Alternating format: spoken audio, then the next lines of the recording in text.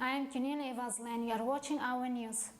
This week, the President of Azerbaijan, Ilham Aliyev, received the Minister of Health of the Russian Federation, Veronika Skvartsova. During the meeting, the sides discussed the bilateral relations between Azerbaijan and the Russian Federation in various directions, including healthcare, and exchanged views on prospects for cooperation in this sphere.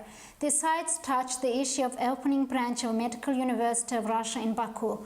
The head of state noticed the opening of the Baku branch of the section of First Moscow State Medical University as a remarkable event, adding that it's the second Russian leading higher education institution to start operating in the country.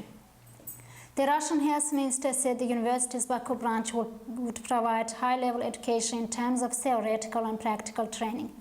Azerbaijan President Ilham Aliyev signed a decree establishing the Baku branch of section of First Moscow State Medical University on May 15, 2015. The branch of the First Moscow State University opened in Baku on September 15 with the beginning of new academic year. Death toll from the traffic accident on Baku-Sumgayit highway reached 3. On September 17, Ford Transit minibus crashed into a roadside barrier on Baku-Sumgayit highway. A team of doctors arrived at the scene of the accident. 2 people died and 10 were injured in a terrible traffic accident on Baku-Sumgayit highway. Some of them being in serious condition were sent to hospital, said the ministry. According to the news received from Sumgayit Emergency Medical Care, 1 more person of the injured during the accident died at the hospital. This year, Azerbaijan will switch to winter time on October 25. Time change for winter has been announced. This year, Azerbaijan will switch to the winter time on October 25 at 5 a.m.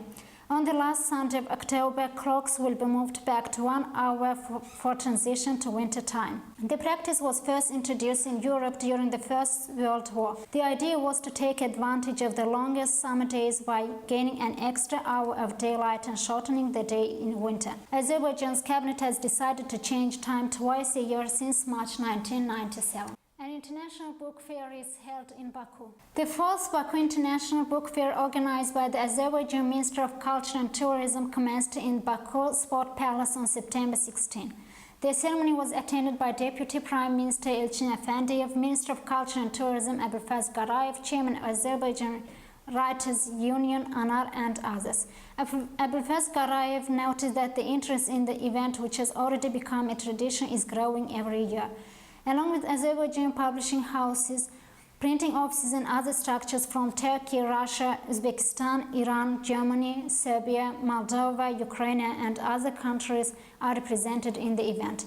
The first international book fair was in 2009. It's held every 2 years. The event aims to promote reading and to increase public interest in libraries. The last day for the 3-day fair is September 18. Turkey has lodged a protest with Moscow after it scrambled 4 fighter jets to intercept a foreign aircraft, believed to be Russian, which violated briefly its airspace. The foreign ministry made the protest shortly after the plane entered Japanese airspace near a disputed island chain on Tuesday afternoon. We made the protest through the Russian embassy in Tokyo, foreign ministry said. The Russian side did not confirm the case, only saying they will check facts. Foreign Minister Fumio Kishida is considering visiting Moscow next week to discuss a possible visit by Russian President Vladimir Putin to Tokyo later this year. Japan scrambles jets hundreds of times a year to defend its airspace. Both Russia and Japan claim a sovereignty of the Pacific Islands, which are known as Southern Kurils in Russia and Northern Territories in Japan. They are currently under Russian control. Blocked by hungry migrants search for another route to Western Europe. After being blocked by Hungary's new border fence, the river of migrants and refugees on Wednesday began to change course and move west toward Croatia in a desperate gambit to forge a new route to Western Europe.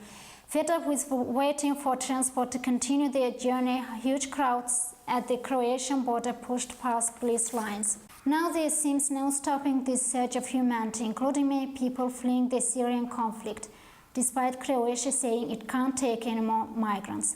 In Croatia, migrants boarded trains, reportedly bound for Slovenia and Austria, on the next step on their marathon voyage to the preferred destinations in Germany and Scandinavia. We just want to pass through their country, said Amir Kirit, 25, a software engineer from Syria. There is no going back now. We took the most dangerous trip in the world to get here because in Syria there is just death. So we will die here if we have to. Women, children. We need the international community to help. A Texas high school freshman hoped to impress his teachers when he brought a homemade clock to MacArthur High School on Monday. Ahmed Muhammad, 14, has been suspended from MacArthur High School in Irving and arrested. Police said they might charge the teen with making a hoax bomb. Muhammad told he built the clock in about 20 minutes Sunday evening using a pencil case, a circuit board and a power supply wired to a digital display. Muhammad's English teacher complained when the clock beeped in the middle of a lesson. When Muhammad showed her the device after class, he claims she told him, "It looks like a bomb." The teacher kept the device and the school's principal and a police officer pulled Muhammad out of class and brought him to a room where 5 other officers questioned him and searched his belongings. He just wants to invent good things for mankind, Ahmed's father Muhammad told the news. But because his name is Muhammad and because of September 11, I think my son got mistreated. It doesn't look like a bomb to me, Muhammad says he told her. The Irving School District has made no public comment on the matter. Later, the US President Barack Obama met with the boy, but he is not the only person who wants to see him.